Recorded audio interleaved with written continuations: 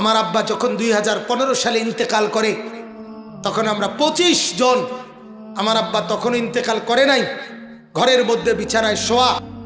এই সময় 5 ভাই 3 বোন আর আমাদের ছেলে মেয়েরা, মানে আমার আব্বার নাতি নাতি মিলে 25 জন এই আল্লাহর কোরআন পড়তেছিলাম বাবার পাশে। একেবারে ছোট বাচ্চা যে কায়দা আমপারা শেষ করছে 30 পারা, শুধু এইটা, ওই বাচ্চাও পড়ছে। আমাদের ভাই বোনদের 25 জন বাচ্চা কোরআন পড়া অবস্থায় আমার আব্বার জান কবজ হইছে। আমি আমার মাকে জড়ায় ধরে বলছিলাম, মা, মুনকার নাকির প্রশ্ন করিলে আমার বাবা বলবে যে মুনকার নাকির আমার বংশের 25 জনকে আমার মাওলার কোরআন পড়া রাইখা এরপরে আমি কবরে আসছি। আমারে বুঝি জিগাও আমার রবকে। আমি রব না চিনলে আমার সন্তানকে দিন শিখাইতাম? হ্যাঁ, রব চিনব না কেন? হায় হায় হায়। ঘরের মধ্যে রঙিন টেলিভিশনের নর্তকীর ছবিওয়ালা রেখে আপনি কেমনে কবরে যাবেন চাচা? ও বলেন না, চায়ের দোকানে বিড়ি খাইতে খাইতে কেমনে কবরে যাবেন? বলেন না, জীবনের কামাই বলেন না বাপ, এই অর্থবিত্তের কি ফায়দা হইল বলেন না আমাকে? দয়া করে রহম করেন। যুবক, তুমিও রহম করো, বাপ আপনারাও আপনাদের উপরে রহম করেন। হযরতে নূহ আলাইহিস সালাম, শুনতেছেন আমার কথা? নূহ আলাইহিস সালাম, হযরতে নূহ, কোরআনুল কারীমের মধ্যে আছে, যখন নৌকা ছেড়ে দিবে আল্লাহ তাআলা তুফান দিচ্ছে, তখন উনি ওনার ছেলে কেনান, কাফের ছেলেটাকে বলছে, বাপ, ও আমার সন্তান, ইয়া বুনাইয়ার কাম মা'না, আরে বাপ আয় না, এখনো সুযোগ আছে বাপ, তুফানের পানি চলে আসছে বাপ, এখনো সুযোগ আছে, আমার নৌকায় উঠে আয় না বাপ।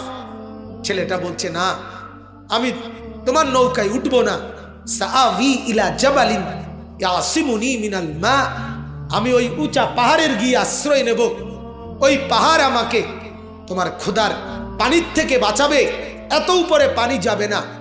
হযরতে নূহ নবী বললেন, না রে বাপ, না রে বাপ, আজ কেউ আল্লাহর আযাব থেকে বাঁচাইতে পারবে না।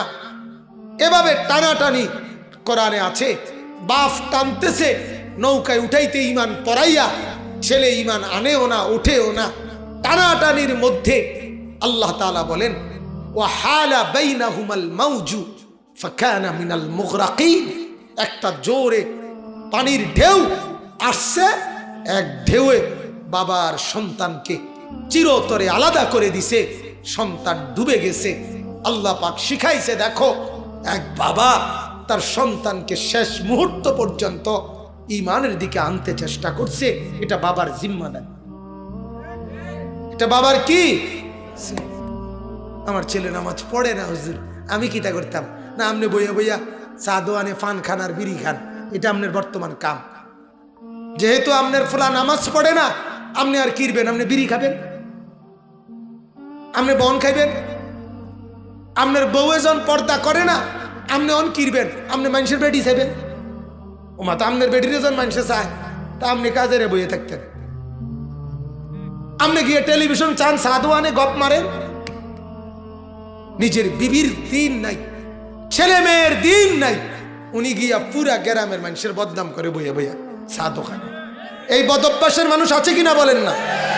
ও বেডা বালানা, বেডি বালানা, মেম্বর বালানা, চেয়ারম্যান বালানা, এতে বালানা, হেতে বালানা, এই বিড়ি খায়, বন বিড়ি খায়, এগুলো আর এই বসা বসা বসা বসা 14 গোষ্ঠীর যত বদনাম আছে এগুলা করে বসে। অথচ এই সময়গুলো যদি কোন আল্লাহওয়ালার সোহবতে আল্লাহ তাআলার জিকির করত, তো জামানার জুনায়েদ বাগদাদি হয়ে যেত। আফসোস। এজন্য আমার বাপ, আমি আপনাদের কাছে বললাম, হায় হায়, আমি আপনাদের কাছে বললাম, কারদে হাসানা, আল্লাহ তাআলা চাচ্ছেন, আমার বান্দা কে আছো তোমরা, আমাকে উত্তম ঋণ দিবা, মানে ইবাদত। আমার প্রত্যেকটা ইবাদত আমাকে ঋণ দেওয়া, বিনিময়ে আমি অগণিত কোটি গুণ নেকি তোমাকে ফেরত দেব। এখন একটি প্রশ্ন হইল, ইবাদতকে ঋণ বলা হইল কেন? কথা বুঝছেন কিনা? তো তাফসীরের মধ্যে লিখছে, মুফাসসিরিনে কেরাম বলেন, ঋণ যেরকম আমাদের প্রতি মহব্বতের কারণে আল্লাহ এটা বলছে। অর্থাৎ কোন মানুষ যেহেতু দান করলে আরেকজনকে, সে তো আর ফেরত দেয় না, কিন্তু ঋণ যেটা, এটা ফেরত দেওয়া বাধ্যতামূলক, ঠিক কিনা বলেন? তো আল্লাহ বলছে, বান্দা বিশ্বাস করো, তুমি আমাকে নামাজ, রোজা, হজ, যাকাত, জিকির, তেলাওয়াত, হালাল হারাম মেনে চলা, এই আমলগুলো করা মানে তুমি আমাকে ঋণ দেওয়া। আমি যেন তোমার থেকে ঋণ নিলাম, বিনিময়ে ওয়াদা দিলাম, ঋণ যেরকম ফিরাইয়া দেওয়া বাধ্যতামূলক, তোমারে জান্নাত দেওয়া, নেকি দেওয়া আমার জন্য বাধ্যতামূলক। এবার বিশ্বাস হয়নি তোমার? এবার বিশ্বাস হয়নি তোমার? যাও মনে করো আমি ঋণ নিলাম। ঋণ যেমন ফিরাইয়া দেওয়া বাধ্যতামূলক, ঠিক এরকম আমি আল্লাহ তাআলাও নেকি ফিরাইয়া দেওয়া বাধ্যতামূলক। দ্বিতীয় অর্থ হলো, এই কথাটার দুইটা অর্থ বলছি না, একটা হলো এটা, আরেকটা হলো অপরকে ঋণ দেওয়া। অর্থাৎ একজন মুসলমান আরেকজন পেরেশানি, অভাবী, দুস্থ, বিপদগ্রস্ত, মুসিবতগ্রস্ত ব্যক্তিকে ঋণ দেওয়া। আল্লাহ তাআলা বলেন, তাফসীরে লিখছে, যে কেউ কোনো সমস্যা, মুসিবতগ্রস্ত ব্যক্তিকে ঋণ দিবে, তো সে যেন আল্লাহ তাআলার হাতে দিল, আল্লাহ তাআলা এর বদলা তাকে বহু গুণে বাড়িয়ে দিবেন। হাদিসে আছে, আল্লাহর নবী সাল্লাল্লাহু আলাইহি ওয়াসাল্লাম বলেন, মা মিন মুসলিমিন ইয়াকরিদু মুসলিমান কারদান মাররাতান কানা কা সাদাকাতিহি মাররাতাইন। নবীজি বলেন, কেউ যদি কাউকে ঋণ দেয়, করজ দেয়, সে যেন কাউকে দুইবার দান করলে যেই নেকি, একবার ঋণ দিলে তার সমান নেকি। এজন্য অপরকে ঋণ দেওয়া, অপরকে সহযোগিতামূলক, এটা আমাদের জন্য উচিত। এরপরের কথা, আরেকটু কথা, একটা চূড়ান্ত মূলনীতি দেখেন, আমার কথা শেষ। এরপরের কথাটা হইল, আল্লাহ তাআলা বলেন, আল্লাহু ইয়াকবিদু ওয়া ইয়াবসুত। এই কথাটা একটু খেয়াল করেন।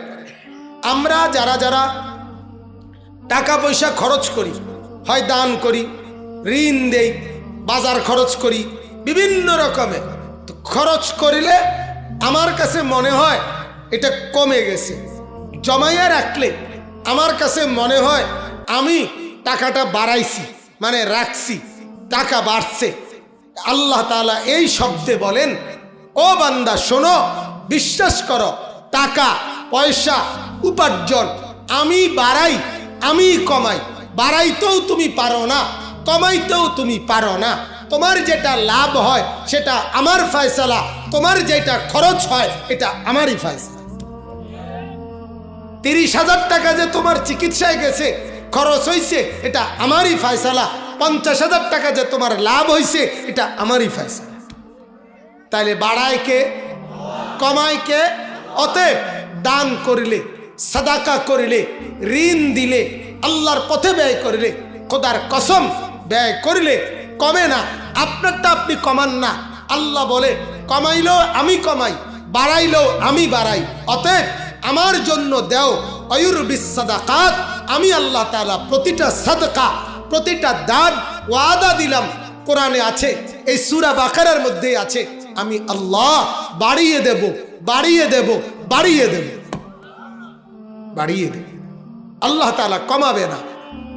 এজন্য সর্বশেষ কথা হইল, ওয়া ইলাইহি তুরজাউন। আল্লাহ তাআলা বলেন, তিনটা কথা বলছে। 1 নাম্বার, আমাকে উত্তম ঋণ দাও, মানে আমার ইবাদত করো, বিনিময়ে বহু গুণে নেকি আমি তোমাকে দেব। 2, অথবা কোনো মানুষকে ঋণ দাও, বিনিময়ে আমাকেই দিবা, আমি নিলাম, আমি তোমাকে এর বিনিময়ে বহু গুণে নেকি দিব। তারপরে বললেন, সম্পদ বাড়ানো আমি করি, কমানো আমি করি। এরপরে আল্লাহ বলেন, বান্দা আমার কথা মানো কিংবা নাই মানো, দান করো কিংবা নাই করো, টাকা জমা করো আর খরচ করো, এটা মনে রাখো ওয়া ইলাইহি তুরজাউন, আজ হোক কাল হোক আমার ফয়সালা মতো সময়ে আমার কাছেই তোমাকে ফেরত আসতে হবে। টাকা আছে অতএব মরতা না, টাকা নাই অতএব মরে যাইবা, বিষয়টা এমন না। বিষয়টা কি এমন না। আল্লাহ তাআলা বলেন আমার ফয়সালা, আমার কাছেই তুমি ফেরত আসবা, কাজে ভুল করো না। যুবক আপনাদেরকে বলি, গুনাহ করবেন না, আজ করেন আর কাল করেন, আল্লাহর কাছে যেতে হবে। অবৈধ উপার্জন করেন যারা, করবেন না, কারণ আল্লাহর কাছে ফেরত যেতে হবে। তারপরে মুরব্বী, যার দ্বারা যেই গুনাহ হয়, আমার দ্বারাও, আমি আপনি প্রত্যেককে বিশ্বাস করা মা বোন সবাই আল্লাহর কাছেই আমাদেরকে ফেরত যেতে হবে, হবে কি না বলেন? অতএব